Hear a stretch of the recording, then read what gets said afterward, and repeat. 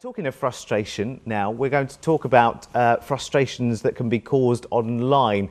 We're going to be talking about internet security, but not just on your PC, but also handheld devices as well, and also how you can protect your children online as well. Rik Ferguson is with me, and you're the internet security advisor, aren't you, for Micro Direct. I can't get this name into my head.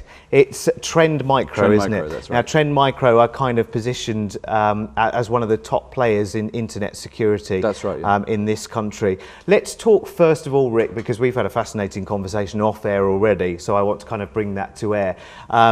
In terms of children and the internet, obviously we have obvious concerns there about what they should and shouldn't see.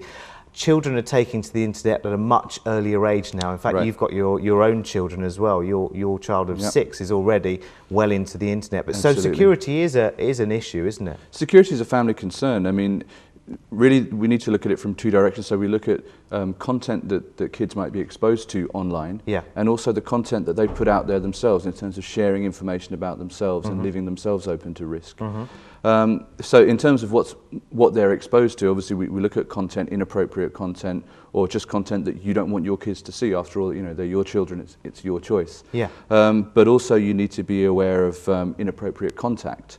And that could be, you know, the grooming, which is all over the newspapers every day, that kind of contact. But also, you know, something that is prevalent among children is cyberbullying, is using the internet and online means of communication as a form of bullying, as a method of bullying, a means of bullying. And we've seen that quite a lot, sadly, with tragic consequences. Absolutely. In the news lately, where children have been bullied online by text messages as well. Something we've covered on the show before as well.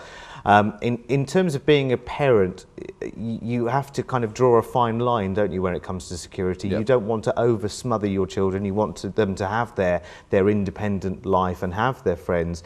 But there are plenty of things you can put in place to kind of take care of their online experience, isn't it? And to be honest, you know, the number one thing is good parenting. It's not about technology. It's not about being draconian with your children. It's about good parenting skills. It's about educating them in the rights and wrongs of interacting with other people, and it's about educating them in how to keep themselves safe. You know, we teach our children how to cross the road safely, and we're equally obliged to teach our children how to use the internet safely and how to communicate appropriately with other people. And there are products available, aren't there, which can assist? I mean, you're right, absolutely. Good parenting is key, teaching your children right from wrong. It's the old equivalent of don't talk to strangers, isn't it, again, online. So taking basic precautions, I guess, is key with that, isn't it, with things like instant messaging and social networking for children now. Opens up a whole world of possibility, which is great in this day and age, but you should still take the adequate precautions. Yeah, I mean, social networking is a great example because obviously, you know, it's really popular with adults, it's really popular with teenagers, but there are social networks aimed at kids. Yes. Club Lego, Club Penguin, there are many social networks aimed at younger children. But it's true to say that the criminal element of online activity will take advantage of anything where there's a perceived high return on investment. So if they see that there are a lot of potential victims somewhere, that's where they'll go to spread malicious software. And criminals are fully aware that kids use their parents' PCs. So they will try also to spread malicious software through websites and services that are aimed at children equally as much as the ones that are aimed at adults. You were saying as well, I mean, as children obviously develop into teenagers as well, there's a lot of advertising which may be malicious, which might come from the most innocent of sources initially. Online advertising is again a well-established means of infecting PCs with information stealing, what we call malware, popularly called viruses, but there's a whole group of different malware that is kind of lumped together. But advertisements are carried by obviously many different organizations. And the way that it works in terms of selling those advertisements into those organizations is through affiliate networks and through advertising providers. So the provider will accept advertisements from many different people and then provide those to their various customers. So we've seen, you know, really high-profile websites. The most recent example that I can think of off the top of my head was the New York Times. So advertisements that were being displayed on the front page of the New York Times website were designed to infect the readers of that website just by visiting the website. Which not by is incredible, isn't it? It's, but it works and it reaches a massive audience, and that's why it gets abused. Internet security is a real big boom business. I mean, for you, it must be a fascinating job because your job partly is to investigate the various means that malware becomes prevalent and how it's delivered and how people extort money from people via the internet. And actually, this is initially something we always thought about in terms of going onto the internet, going online on our home PC. We always thought, right, okay, we must have adequate protection, virus protection and checkers and you know, all of these things that scan your computer, of which there are very many of them, not necessarily effective sometimes as well.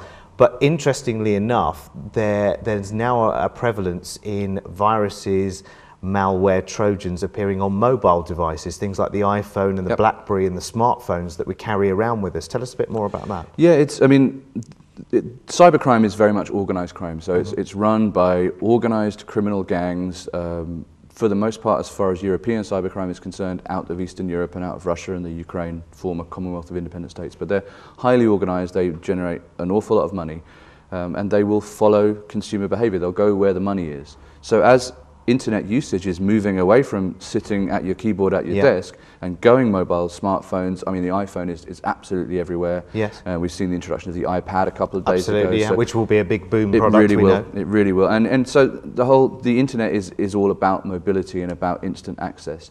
And obviously, we're seeing main primetime TV advertisements for iPhone banking software. So it's clear that mobile banking, for example, has already gone mobile. People are already doing it. And of course, we do already carry out financial transactions on those smartphones anyway.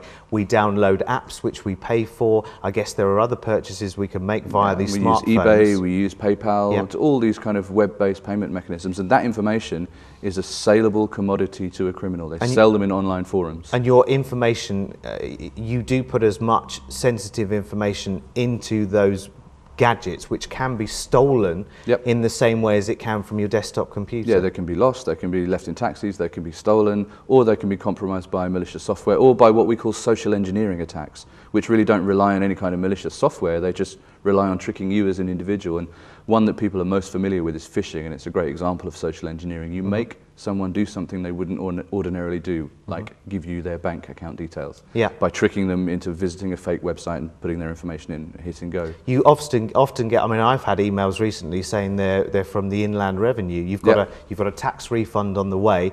Just fill in the details on this website. You know, obviously, intelligent people know straight away, but there are people that do genuinely fall for these scams. Lots of Haiti scams around at the moment as well. Anything that's current is immediately abused, and I mean immediately. It's a matter of minutes before it becomes abused. So for a really great example, something that I blogged about yesterday, on Facebook, there was a big hoo-ha about this thing called unnamed app. And everybody was updating their Facebook status saying, there's an unnamed app in here. If you see it in your profile, it's internal spy bot, remove it. It's not, it's completely innocent. But criminals picked up on the fact that that buzz was going around on Facebook and immediately set up web pages that if you searched Google for unnamed app, it was returned in page 1 of the results, information about unnamed app. You click it, and suddenly you get a notification that your PC is infected, and then it looks like a scan's taking place, and then it says, we found all these viruses on your computer. So therefore buy this product and it will fix it. All you're doing is giving your credit card details to criminals, authorizing them to charge your card that first instance, and no doubt they'll then sell your information, and they get to infect your PC, and you just paid for the privilege. Just very, very quickly, and obviously this isn't bad advice that we want to give you as viewers, but just tell us how easy it is to buy somebody's identity.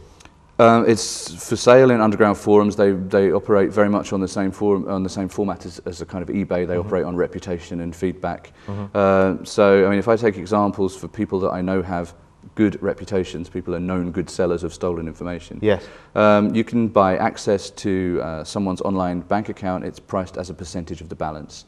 The lowest cost I've seen for that is 2%. To get access to someone's bank account. You can buy a credit card for $6, you can buy an identity for $15 US. The list is endless, and the supply is endless, unfortunately. There is help available online, of course. Trend Micro among the top 3 internet security names here in the UK. Tell us where we can get more information online. Yeah, if you want more information as regards family safety, www.trendmicro.com/go/safety. If you want more information on current threats, what's happening right now, then you can visit my personal blog. which is again Trend Micro affiliated, but it's countermeasures.trendmicro.eu. Okay, fantastic. Rik, I'm so sorry we haven't got any more time because it's a subject that we could go over and over. There are so many different aspects to it, but I appreciate you coming in this morning and talking to us about it. Thank you so much. Thank you.